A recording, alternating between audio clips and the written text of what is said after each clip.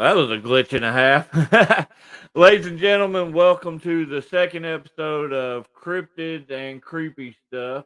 Today we are going to be going over and talking about the Crescent Hotel, located right here in Arkansas, in Eureka Springs. And I have a little bit of firsthand knowledge on this because I've actually been there.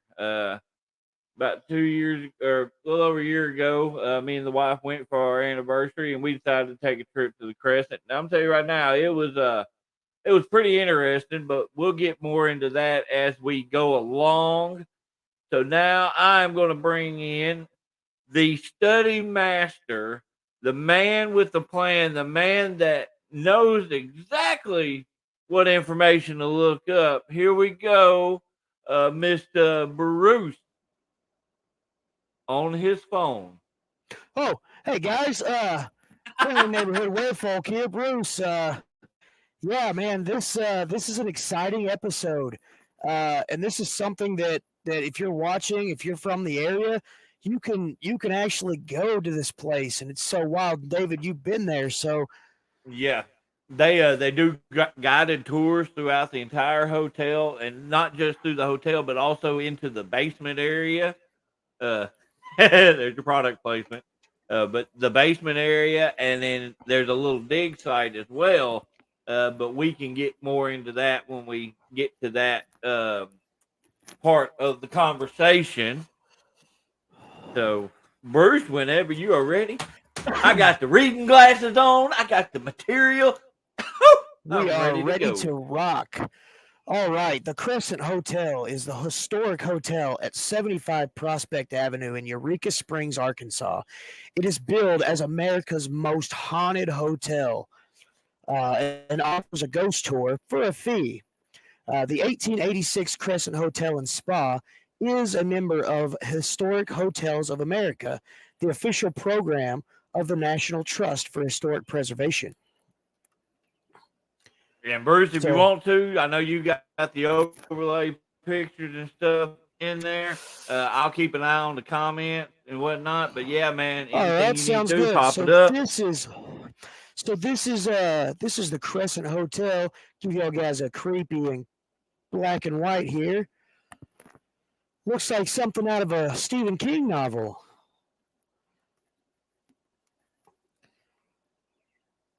And then here's a more picturesque picture of it. This is from I believe Travelodge. Yeah, look at how beautiful that is.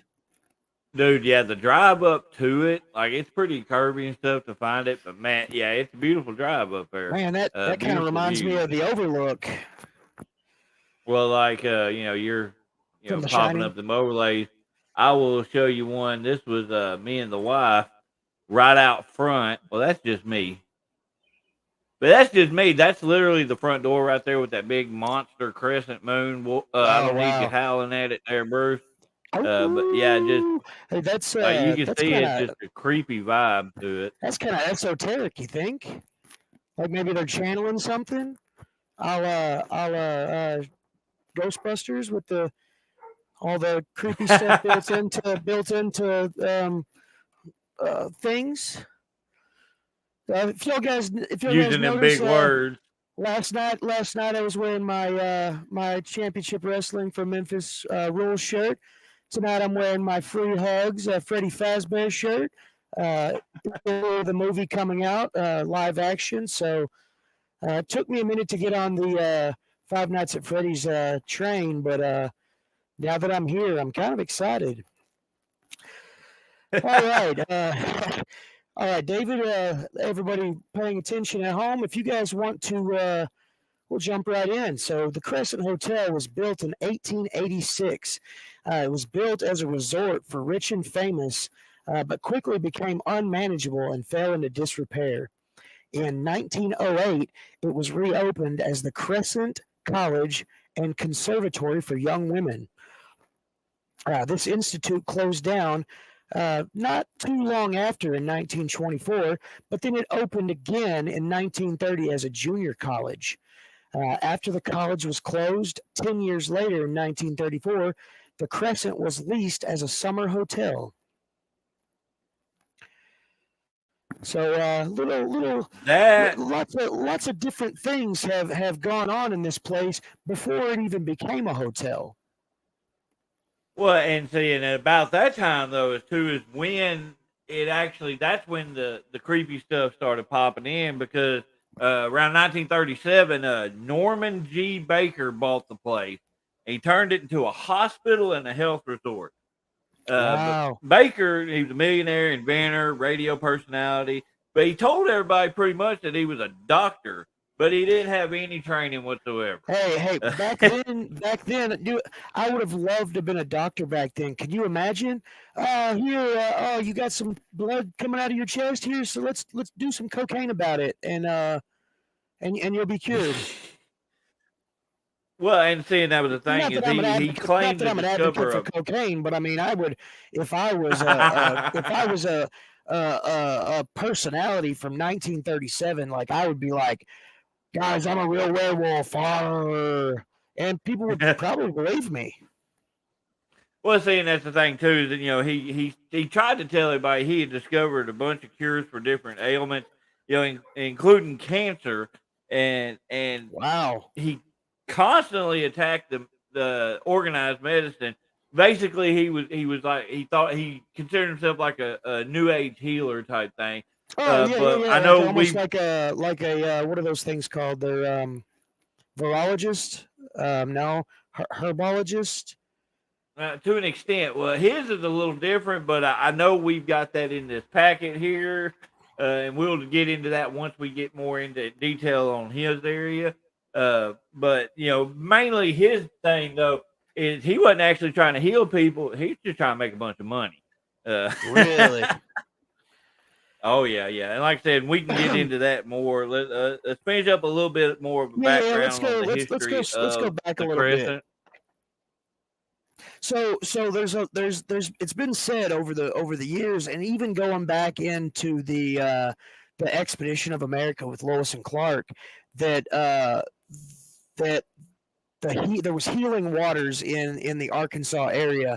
I know that the hot springs now, they have a bunch of different healing spas and places that you can go to actually bathe in the springs, and from what I've read, there's a lot of documented cases of people being healed to a certain extent, or their health issues actually declining after they were in those hot springs and in those wells.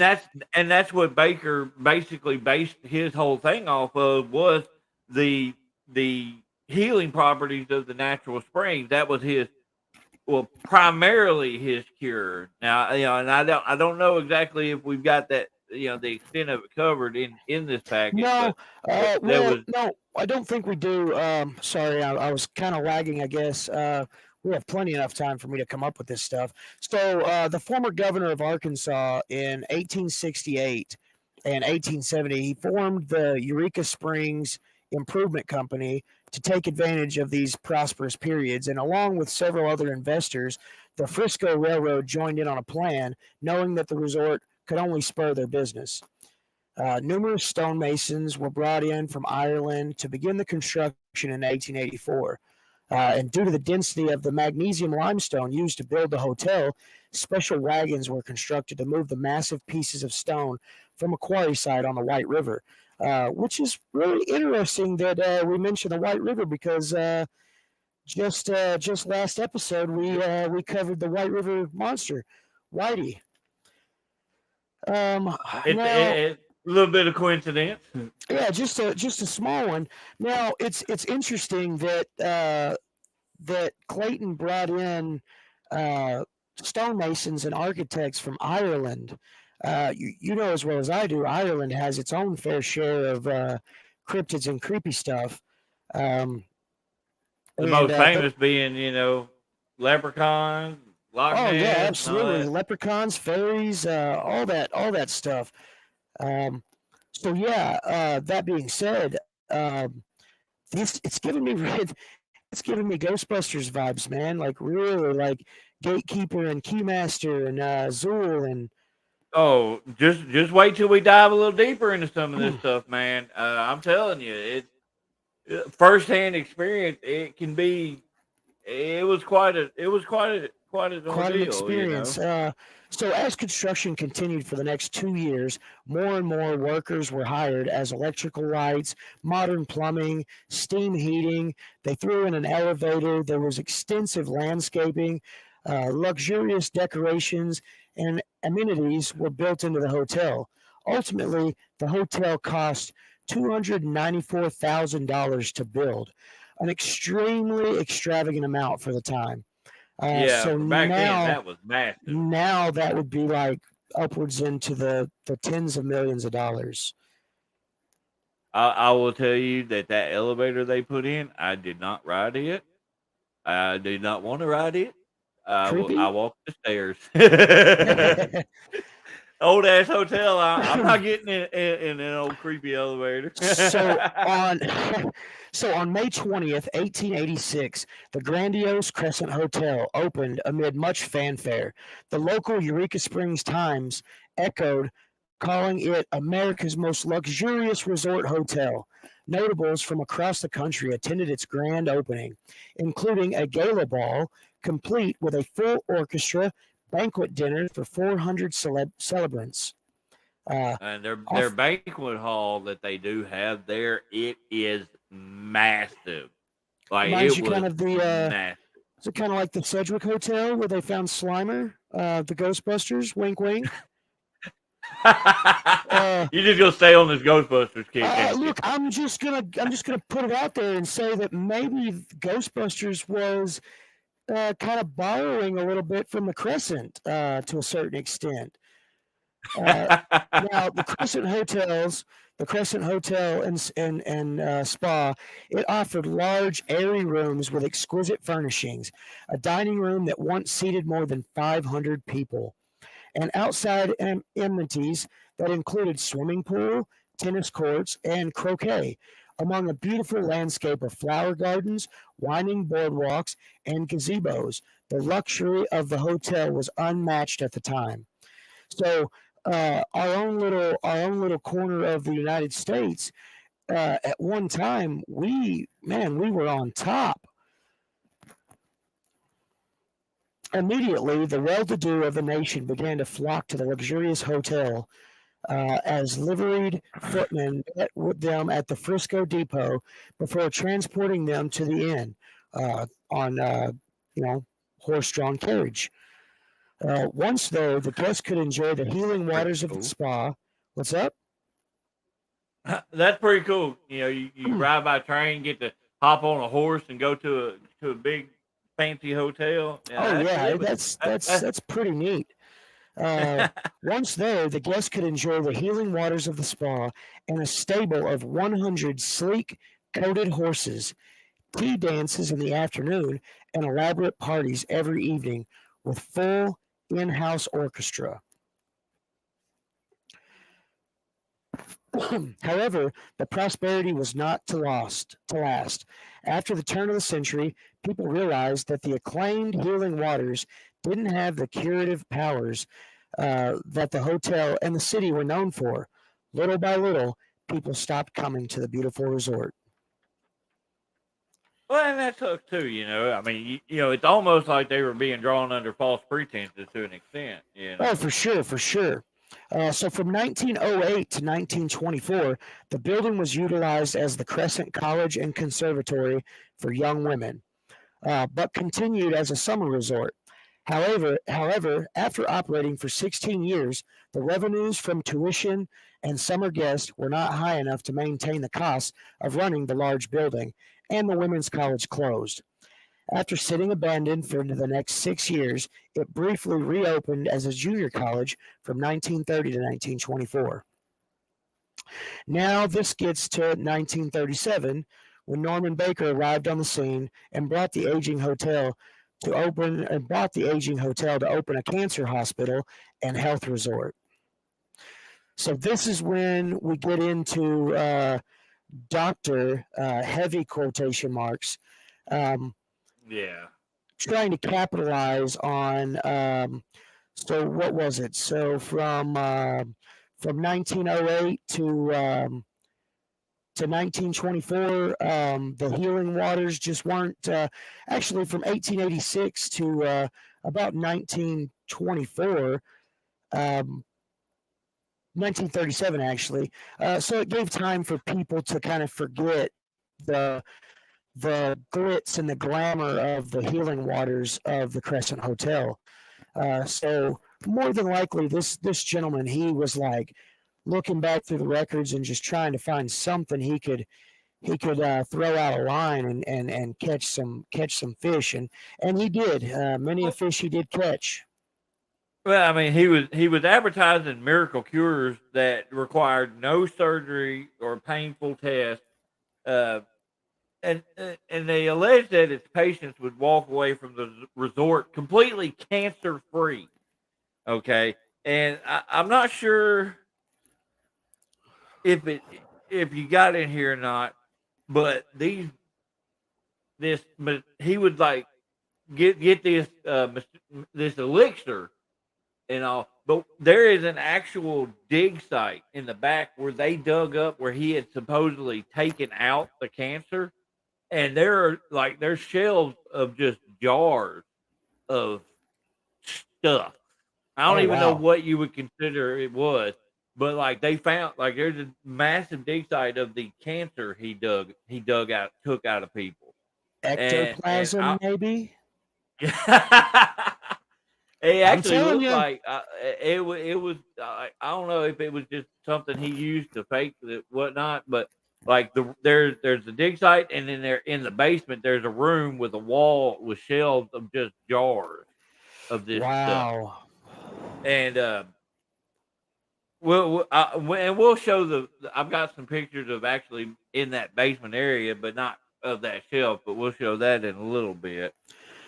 So But so so in the research, for years he had been duping desperate patients, uh, scamming them with a purported cure. Uh, Come to find out, he was actually convicted in Iowa in 1936 for practicing medicine without a license.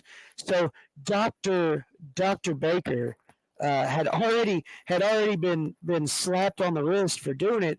So hell, he just goes down to Arkansas where the podunks are, and and boom, heck, he may have even stayed at the Crescent Hotel at some point uh, in that time period where it was actually a hotel, and that may be where he got the idea. it's a good possibility on that, because I mean he saw the opportunity to take advantage of a bunch of rich folk and whatnot. So while he was operating the hospital, he was actually being investigated by federal authorities, and in 1939 was finally arrested for mail fraud. One U.S. postal inspector estimated that Baker had made as much as $500,000 a year selling his miracle elixirs through the mail while in Eureka Springs. Holy hell. Yeah, back then that was a massive amount of money. Yeah, uh, insane. Yeah, he ended up being convicted, and to serve a 4-year sentence in Leavenworth, of all places. Oh man, I have heard stories about that place. Right. Haunted ones, as well as military ones from my time in. Oh, really? Yeah. Well, excuse me. The investigation, it revealed that over the years he had defrauded cancer patients. Here we go. Out of approximately $4 million. And Holy while crap! no one actually died from Baker's quote unquote cure, the investigation showed that his treatments most likely caused the death of those suffering from cancer when they didn't receive the effective, forms of treatment. But in 1944, he was released from Leavenworth and moved to Florida, where all people go when they retire, until he died in 1958. Wow, that in itself is a story. Like, can you imagine? Like, could we do an episode on Dr. Baker? Come on, Well, that's but honestly, though, outside of the Crescent Hotel, there's not really a whole lot on information on him no, I outside of agree. the So regular. really, all roads would lead back to the Crescent. Exactly. Man, just that amount of energy, like uh not a lot of people know this, but someone really close to me just went through this, just went through a cancer scare, and my dad's actually going through it right now. Um, so just the mental anguish and the stress from that can do. It's they say that the spiritual realm, that's kind of a way that they get, that's how spirits are actually formed, through stressful and situations like that can unfortunately create a spirit. So, can you imagine the people that are haunting places because Dr. Baker screwed them and they died? Well, yeah, and not only that, but like, Jamie, shut up. I'm not even going to acknowledge your comment. I just did, but anyway. Uh, well, and that's where talking about creating these hostile spirits and whatnot. That's where we now. This is where this starts. Is because from 19 during the war years 1940 to 1946, it sat empty, like there was nobody around. But in 1946, let me see here, the hotel was purchased by 4 Chicago businessmen who began to restore the old hotel, in their words, to its former elegance. Though they never met the level of the first grand days of the 1800s, the hotel began to thrive. But in 1967, that's when tragedy first struck. A fire swept through the fourth floor of the south wing, and a lot of it was destroyed. So that was the first major blow to this place. Yeah. So, did they? The research doesn't say, but I wonder how many people died that in that fire. If, Well, if it and was if it was back up to standards, and they maybe, and I'm not saying this happened, but a lot of that stuff back then, it could have been covered up, maybe swept under the rug a little bit, so that it didn't give the hotel a bad name. Like, oh, I don't want to go to a hotel and go to enjoy myself, and then burn up in a fire. well, and because of that, over the next year, few years, the hotel actually passed through several hands, as more repairs and restorations were made, but it never really was fully restored. Uh, but 1997, Marty and Elise, and I'm I, not even going to I think it's pretend to Roynick. pronounce that. I think it's Roynick. Rainick, purchased Roynick. something like that. Uh, Go ahead, Bruce. I lost my Oh, train of well, thought. no, you're good. They purchased it, the Ronics, and they said in 1997 in May, they said in 5 years, we pledged to have this grand lady of the Ozarks back to where she was 100 years ago. But Ozark residents, having heard these promises too many times before, were skeptical. Right. And for those watching and wondering where we're going to get into the creepy stuff, oh, it's coming. It's coming. Right now, we're giving more along the lines of a basic history of things to give you a little bit of. You gotta have context, because Exactly. the history of a place is like the bones of it. So that year, the Ronix began the rebuild the spas and opened a 6,500 square foot New Moon Spa, including Vichy showers, a hydrotherapy tub, a sauna, massage and therapy tables, tanning beds, and exercise equipment. The next major project was to restore the hotel's skyline, destroyed in the 1967 fire. Costing well over $1 million, the $3,500 square foot penthouse, originally center observation tower, and the 200-pound, 24-foot tall crescent moon weather vane were restored. I think that is the crescent that's at the doors of the hotel. Yeah, that is the original crescent is what was in that. Let's pop this back up here. Yeah, right here. This is the original crescent. That's not just a shadow, is it? Or is that section actually black? No, it's shadow. It was dark. It was getting dark when Tab took this picture. That's kind of a creepy, in that picture alone, that's kind of a creepy throwback to the fire, because if that was a weather vane, that would have been right on top of the part that got burned. Yeah. But they restored it all. The thing that's getting me is that TV in the window up above it. Oh yeah. If you're looking at it just right, that could right beside that in that window, it looked like it could be somebody like out there looking at you, like, what are you doing, David? Creepy creepers. So in the meantime, restoration of the guest rooms, lounges, electrical and plumbing, and landscaping were also ongoing. And on September 6, 2002, the Ronix bold announcement became a reality. After $5 million in renovations, the Grand Hotel had been fully restored to its original stately glory. And it is a beautiful place. It really is. So yeah, here is a picture. Here's a picture of a couple of things in it. Here's the fireplace, and there's going to be some things coming up to this. That is the original fireplace. So today, the Crescent Hotel is one of the most visited hotels in the South. With its long and extensive history, it's time to get into the good stuff, people. It is also known to be one of the most haunted places in the Ozarks. Staff and guests alike tell stories of several ghosts that are still said to inhabit the old hotel. Yep.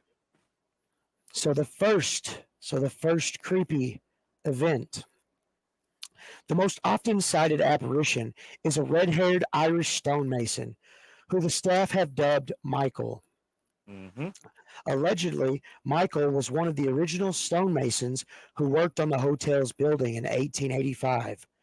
However, while working on the roof, he lost his balance, fell to the second floor area, and was killed. This exact area of where he died is now room 218 of the hotel, and it's said to be the most haunted guest room. And it is right here.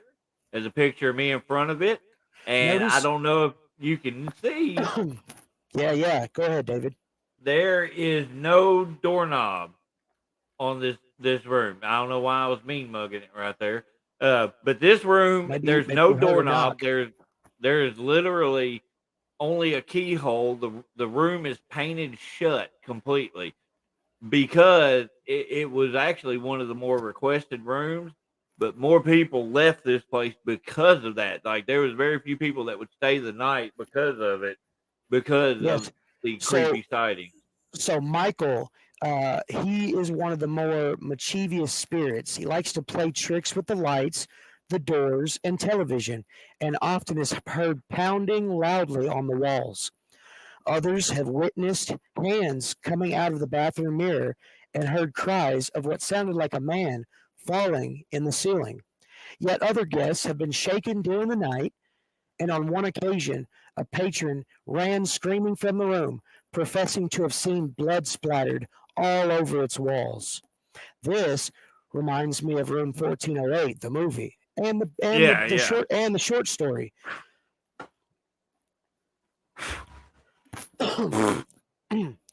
So,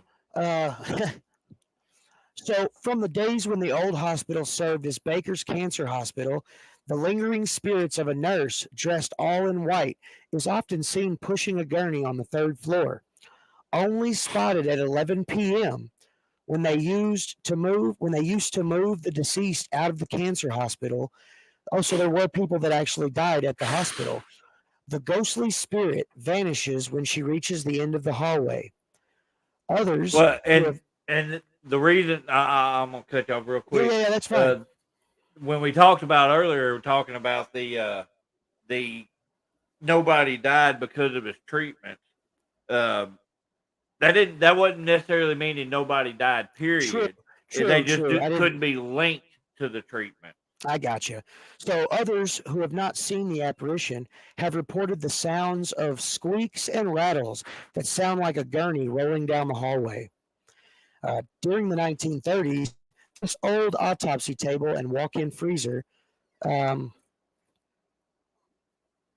my apologies. During the 1930s, this area was used as the morgue, and even today still houses Dr. Baker's old autopsy table and walk-in freezer. So this was on the third floor. Third floor. The laundry area is also located on the third floor, where a hotel maintenance man once witnessed all of the washers and dryers inexplicably turning on by themselves in the middle of the night.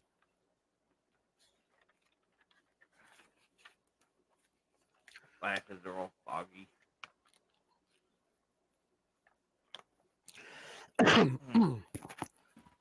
So do you want to go into this next part? Hopefully, if I can see. If you can't, just let me know.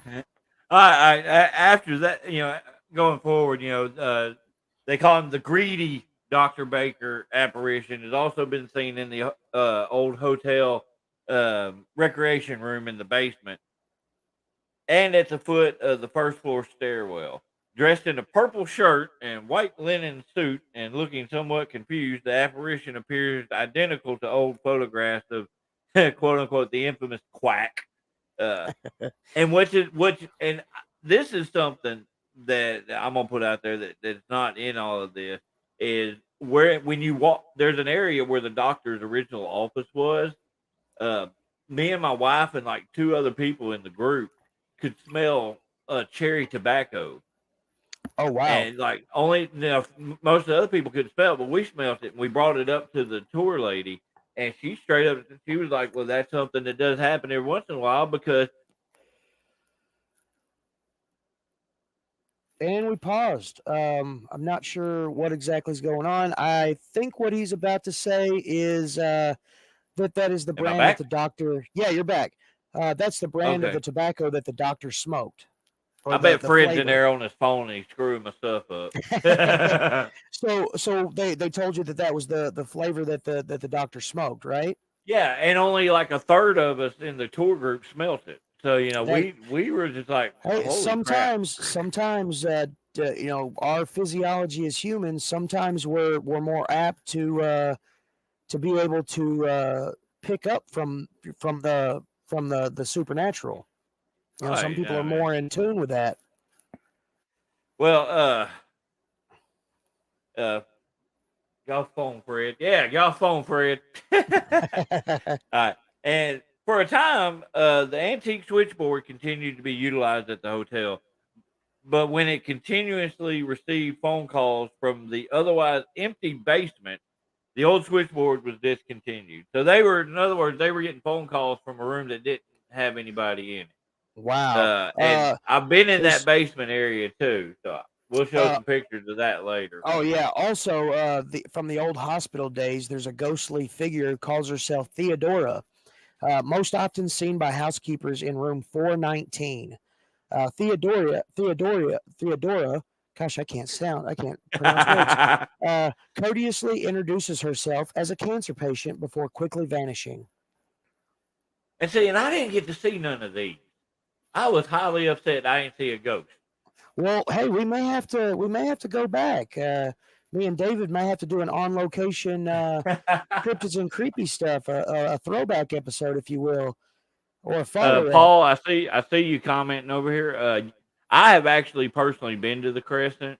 Yes, it is still open. It's one of the most toured hotels in the country. So yeah. Anyway, go ahead there, buddy. Oh, no, you're fine. Okay, so the hotel's Crystal Dining Room is another place in the hotel that is said to contain frequent paranormal activities. Here, other Victorian dressed apparitions have often been encountered. Many have seen. You completely bypassed the original Victorian guy. Oh man, I totally did. In the lobby, a gentleman dressed in formal Victorian clothing, complete with a top hat, has often been spotted at the bottom of the stairway and sitting at the bar. Described as distinguished looking with a mustache and beard, many have claimed to entice him into a conversation. However, he sits quietly and never responds before he suddenly disappears. And the cool thing about that is in the lobby area, there is a painting of that guy on the wall. Wow. Almost like a throwback to the infamous quack, Dr. Baker. All right, so let's go back to the Crystal Dining Room that I did not get to go into because they had it closed at the time. All right, so here's a picture of the Crystal Dining Room.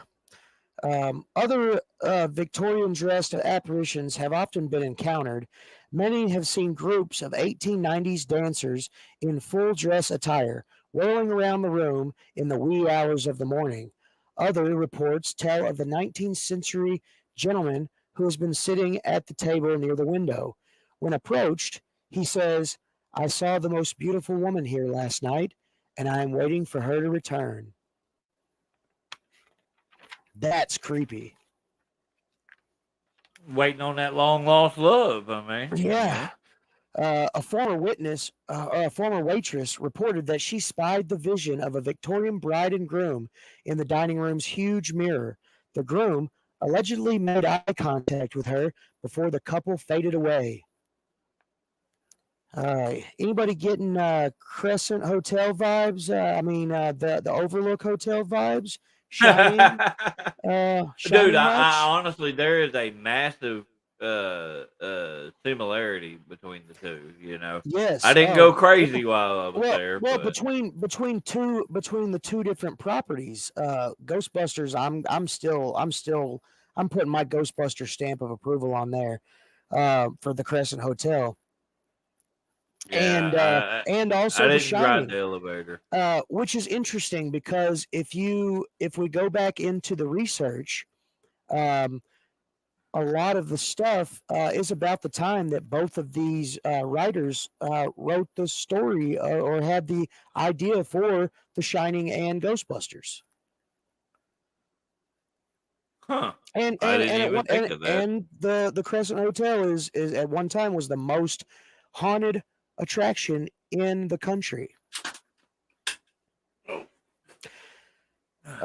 So a Victorian spirit that lingers in the dining room are said to be very playful. On one occasion, during the Christmas season, the Christmas tree and all its packages were found mysteriously moved to the other side of the room.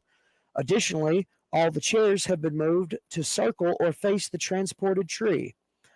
On another occasion, staff arrived in the morning to find the dining room in perfect order, except for all the menus scattered about the room. Like a bunch of kids. In the dining room's kitchen, the apparition of a small boy has been seen skipping around, and sometimes pots and pans are said to come flying off the hooks of their own accord. One of the other often reported spirits is a young female who once attended the Crescent College and a conservatory for young women. It was open between 1908 and 1924. According to the tale, the young girl either jumped from or was pushed from a balcony to her death. Today, guests can report hearing her screams as she falls. I'm looking at you, David. Did you hear anything like that? No, we didn't stay there. We just did the tour. They had a really good bar. They had a really good bar up top. Okay, that is awesome. Hey, anybody listening that's been there and actually stayed the night in this place, let us know. Comment your experience, and once we get into that portion, we'll talk about it. David, the more and more we're reading on this, I'm very seriously thinking about doing an on location, maybe a pre-recorded gimmick that we can pull off. Good possibility. Double J here. He never stayed there, but he has been there. Yeah, pop in the comments, man, if you saw anything, or if you heard anything.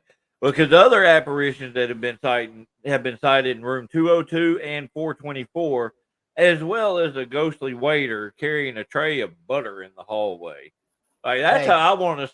That's how I want to spend my time as a ghost, as a ghost, just carrying butter in the hallway. Can you imagine? Okay, like in some of the lore, my wife has done the seal of approval. We're going. Heck yes. Thank you, Tab. That's amazing. Can you imagine, like in some spirit lore, the ghosts that are trapped here, they don't know that they're trapped here, and then in some, they're fully aware that they're trapped here. Can you imagine being the ghost that carries butter and not be able to finish what you had to do, or to be able to go on like to the next in a life? cycle. It's just like a cycle. Yeah, like every day you just reset, and you're like, well, shit, I've got this butter on the tray. I guess I'll deliver it to nothing. Well, or the nurse with the gurney. Well, and also like this wasn't covered in the stuff that we researched. Is one of the things I do remember from the lady that was showing the tour. We were in this one hallway that went down to the hallway that went down to the where the morgue was and whatnot. Which also they have rooms down in that area now. That's weird, but there supposedly there was a spirit of a young boy in that area that liked to try to entice other kids to play with him and stuff like that. But as soon as they would get close enough to play with him, he would disappear. Oh wow! So yeah, there was. I mean, we covered quite a few of those of them in here, but there are so many more that are not in this. There's so many. Like the tour itself, man. I mean, I'll be honest with you, it is completely amazing. The history of it and everything. So yeah, here is a picture of that part that you were telling us about earlier. Okay, so yeah, you took one of the pictures here. What this is in the basement of the area. This is a locker. You can see it's chained, padlocked, and whatnot. They said that is considered a very haunted area. Right on the other side, like where we took the picture, right behind us was the shelves with all the cancer treatments and whatnot. Oh wow! But the crazy thing is you see this fog that's over the that haze right there. That's not the only one. Where is the other one? There was one that there right to the side of that. There was a. Where is it? No, that's the that's dig outside. site. We'll get to that in a second. Forget that you saw that. Oh, here it is. My goofy ass.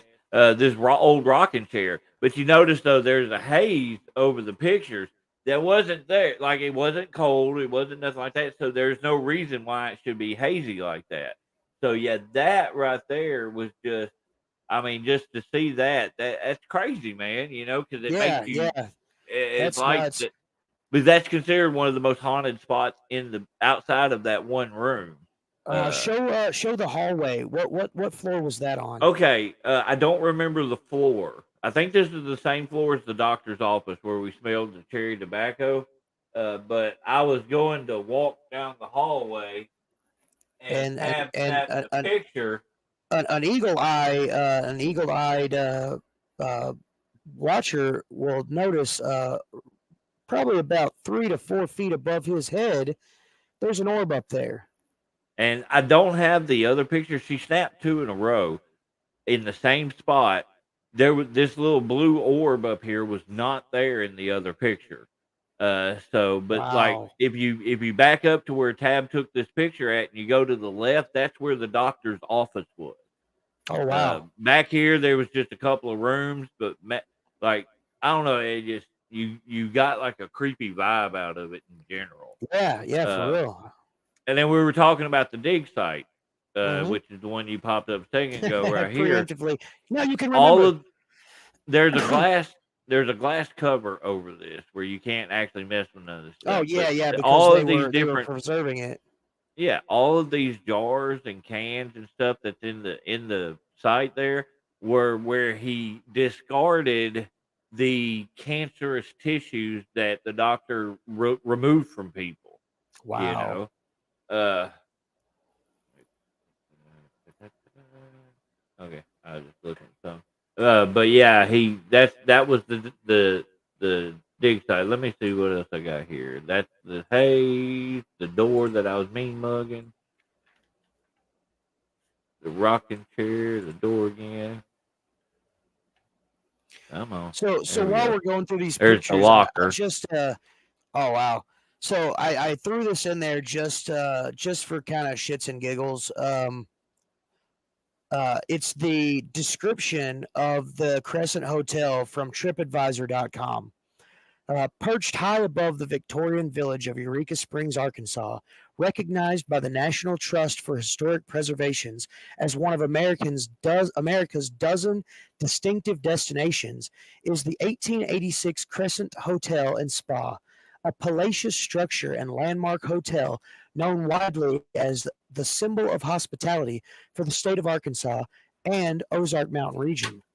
An icon for Eureka Springs lodging, the full-service Crescent Hotel features 72 rooms with upscale suites and 4 luxury cottages.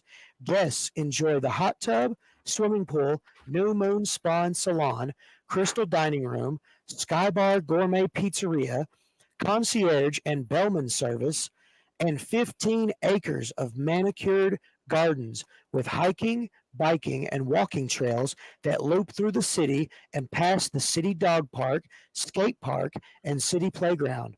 The Crescent Hotel also hosts year-round weddings, nightly ghost tours, and daily resort activities. Doesn't that sound pristine? Look It at this. said, Look at that comment. I used to have pictures of boy in hallway. He had old. Man, I wish you could find those. That would be amazing. I would throw those on here in a heartbeat, Gerald. Yeah, that's the same area that they were talking about. And I'll agree with this here. Pool, yeah. They've got a hell of a yeah, definitely go. They've got a really nice little bar set up top. Yeah. So, it's a really, really nice hotel, even without the haunted history of it. It's an amazing place to go. Like that, we didn't actually stay there, but we did go do the tour, and it was amazing. But the entire place just gives you a creepy vibe. Like the doctor's office, the room that's been converted. The doctor's office was converted to a room. That is the most requested room in the entire hotel, just because of that. And hey, this is an interesting question. While we're talking about ghosts and whatnot,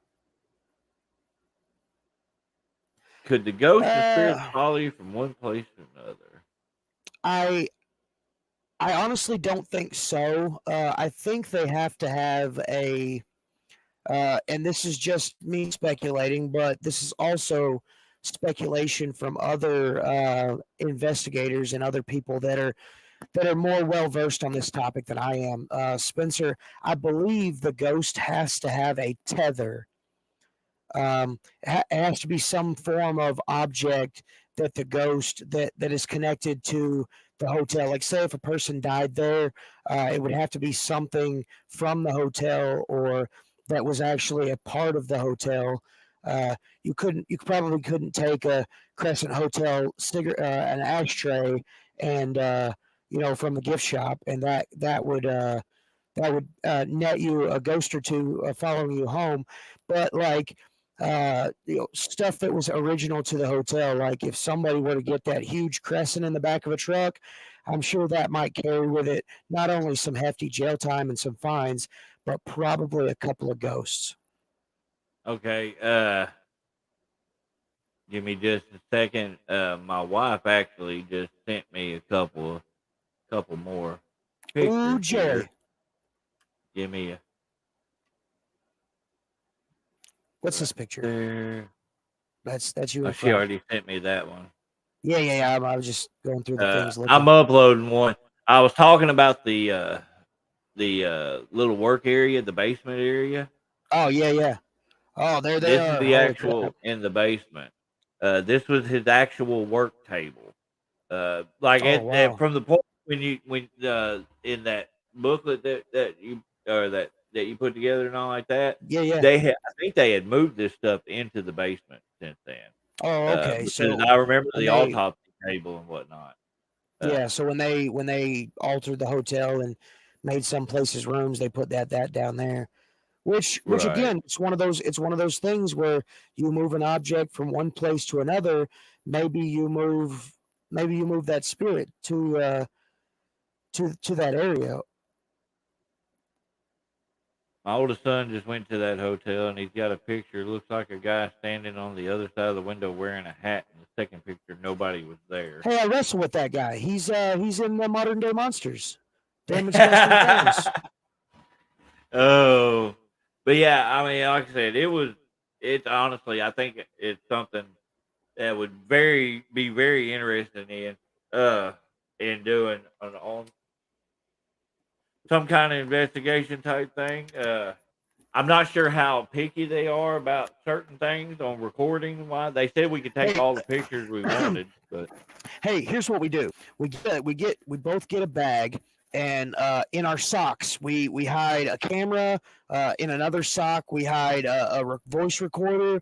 In a pair of jeans in the pockets, maybe we hide another one of those little mini spy cameras from Amazon, and maybe a couple of trail cams, some of the infrared trail cams, and boom, we're ready. Oh yeah. It's definitely something we need to look into. They'll never know anything.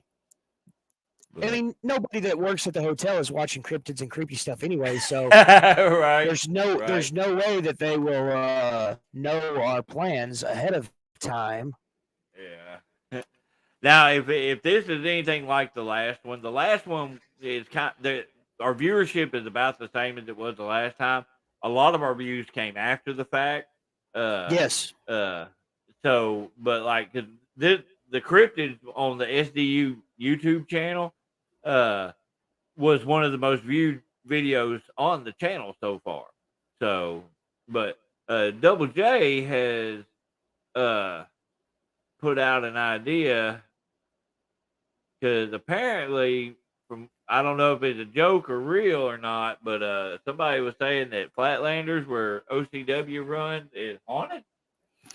See, I've heard that over the years, and I don't know 100%. I can't really verify. I've never experienced anything there. They did. Other than the ghost of PO's past. Yeah. Yeah, those were ghosts. So wrong channel, David. Wrong channel. Sorry. No, you're fine. You're fine. No, that was a good one. I like that. I get all my dad jokes from David, y'all. I'm sorry.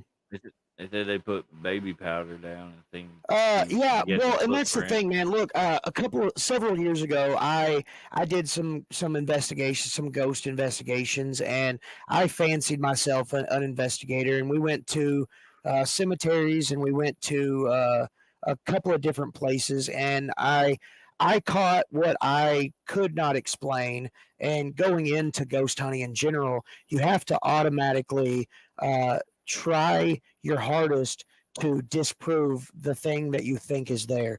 So if you hear a noise, or if there's a an orb, or if there is smoke in your pictures, you have to rule out every possible thing that there is.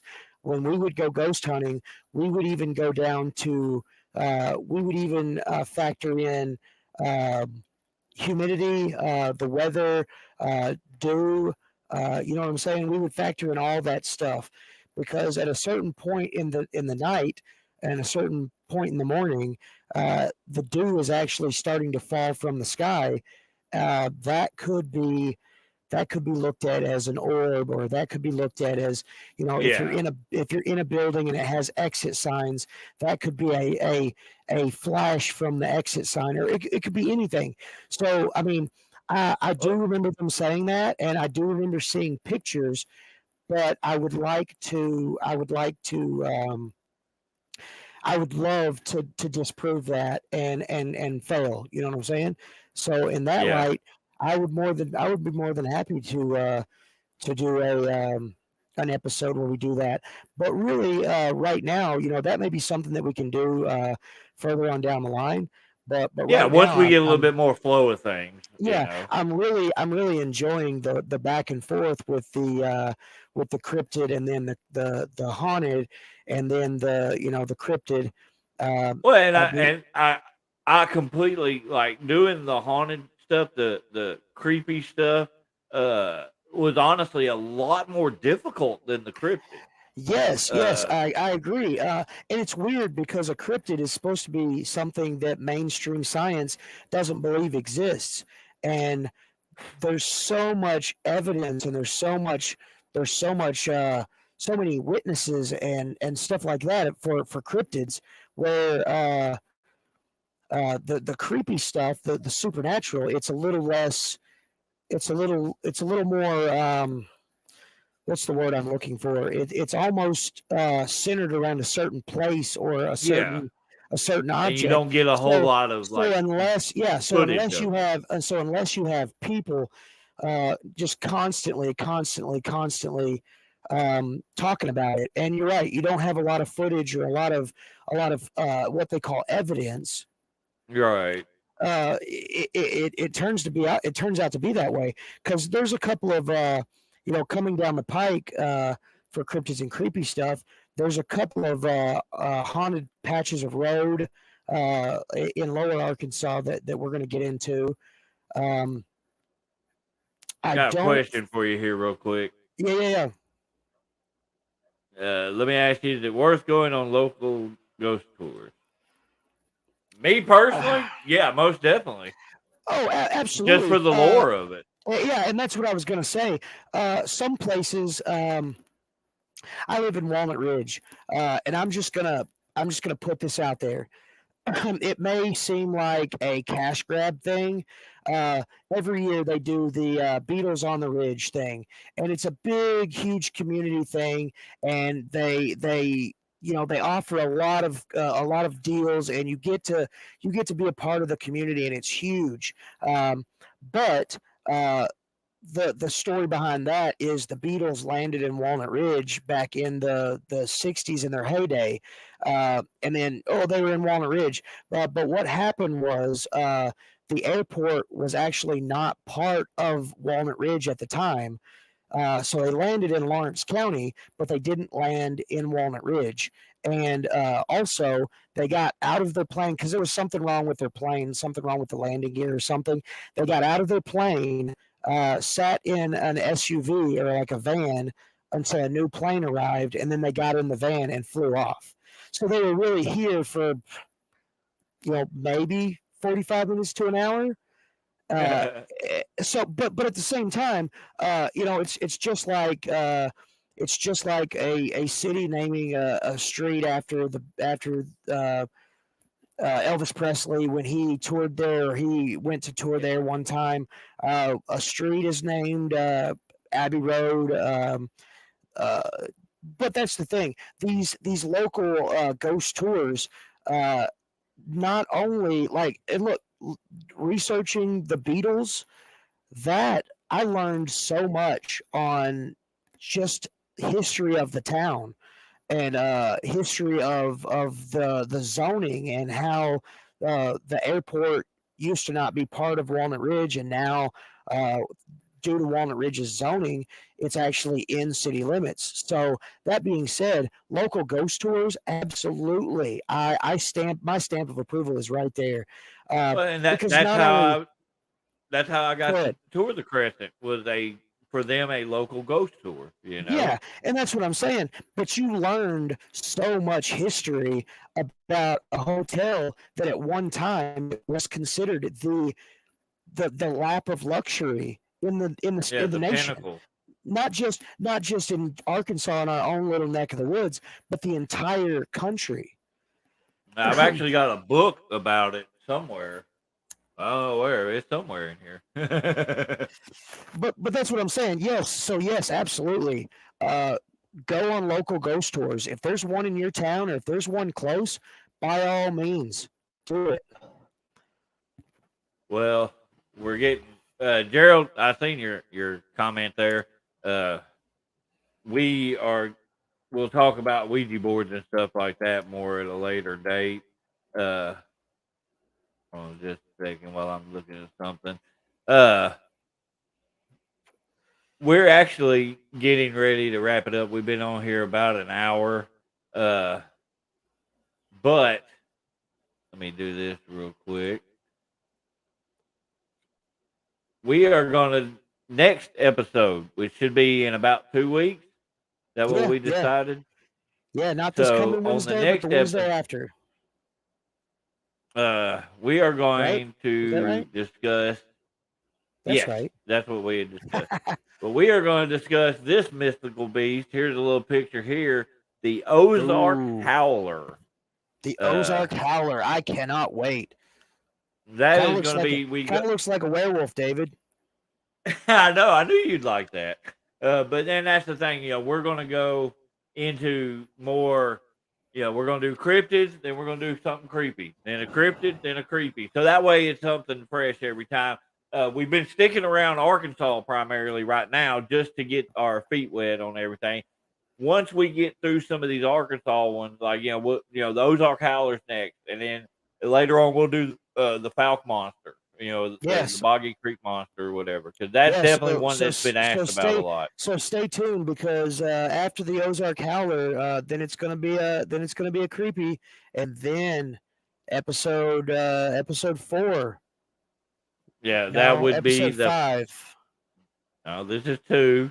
This is 2. Yeah, so it'd be 5. So would be the Falk Monster. Creepy stuff, Falk Monster. Heck yeah. Yeah. So, but like I said, we've been on here about an hour. Make sure you go back if you missed it. Last night was the first episode of Wrestling with ADHD and Bruce. Make sure if you missed it, go back and watch it. It was very informative. Thank you for tuning in tonight. Tomorrow, Special Dummies Unit, episode 21. We're just going to talk about stupid stuff, as always. This Sunday, Wrestling Sundays with Aaron. Our buddy Aaron is going to be on there talking about just wrestling in general, whatever he feels like. He may interview some stuff. I'm so glad I can call him my buddy now. I can't believe I have just recently met people that you have been around a long time, and man, they're just so welcoming. I love you guys, all of you. Like I said, we're gonna go ahead and start signing off here. So my final thoughts. Let me finish putting over stuff. Oh, sorry. Next Tuesday, possibly, unless he has to push it off. The Gravy with Gary and Tears on a little show. I'm not sure what he's going to talk about, but it's going to be a bunch of stuff. Gary, if you're listening to this right now, you cannot do the ADHD gimmick. That's my jam. You can't push it off. You have to do it. I was told that I have to do it, so you do too. And then next Wednesday will be a special episode on here. It will be the top 5 roundtable. Myself, Bruce, Gary, and Fred will be on here. We did an online voting for about 3 weeks of who you thought were the top 5 wrestlers in our active wrestlers in Arkansas. The votes have all been casted. The top 5 is set. So next Wednesday, tune in and make sure you want to see who got voted in number 1. Who is the fan voted top wrestler in Arkansas? Make sure you tune in for that. Hey, I just saw this, Tony. That is awesome, man. I hope you tune in because maybe you've got some stuff that we can discuss on that. Yeah, that'll be here in about a month. About a month, if we go by our schedule. So, but Bruce, final thoughts. Final thoughts, Wolf family. I love you guys. I love you all. Hey, again, like I said, our viewership may not have been the best in the world tonight, but that's okay. We're here for those that want to watch, even if it's not live. But we do appreciate everyone that supports us. We're just trying to grow. Like, share, and subscribe, ladies and gents. I don't know exactly. if we've got I don't know if we have that big of a following, but I'd like to see a lot of people. I think it would be so cool. The SDU Facebook page, SDU Networks, SDU Networks YouTube channel. I've got my own personal YouTube channel. I've got mine. Follow all this stuff. Subscribe to the YouTube channel. Share the videos. Help get us out there some more so we can build more, so we can do more. The more we build, the more we can do. So, but everybody, I appreciate y'all tuning in, and we'll see y'all tomorrow.